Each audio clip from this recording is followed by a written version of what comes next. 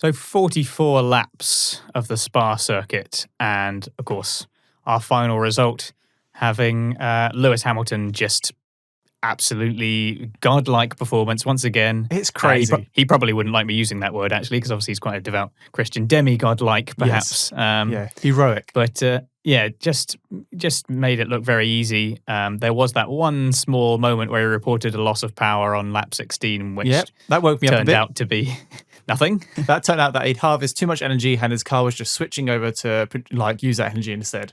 So his car slowed down to remind him that he was doing too well. Yes. And that he should probably just use some of the energy. At no point in that race did Hamilton seem under threat at any point, whatsoever. Like Bottas would get within 2 seconds and then Hamilton would be like, okay, I'm pretty comfortable through sector 2. Bosh, 0.6 of a second. It just answered everything that other Mercedes had.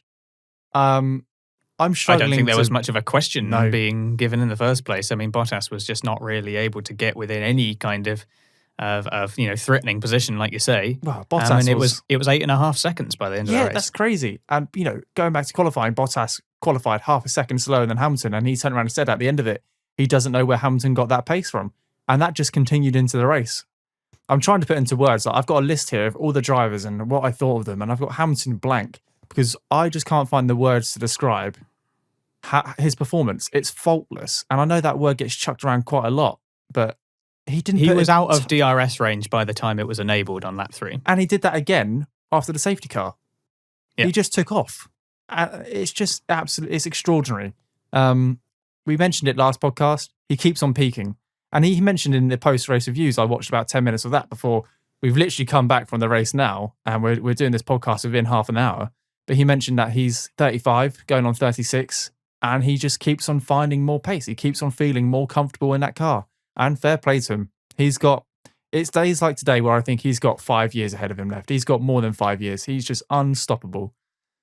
He was saying in the interviews with Brundle at the end that, he obviously recognised that he was coming up on 36, but that he'd never felt better. And, he clearly looks fit and his performance speaks for himself. So it's incredible. We could talk about Hamilton's performance for the whole podcast. There's not much else we can say on it apart from it was absolutely faultless. He was under no threat whatsoever. He had a couple of problems with the tyres at the end. Obviously, there was a few questions whether we'd have a repeat of the Silverstone Grand Prix and having some, with the cars getting lighter and the more pressure on the tyres as the cars get faster, whether we would have any massive degradation or tyre issues. But looking at the when he pulled up into the 1, 2, and 3 at the end, he had a look at his tyre. And it looked in pretty good shape compared to some other races. So I've certainly seen it looking worse. Yeah, absolutely. And he turned around and said, I was worried over nothing.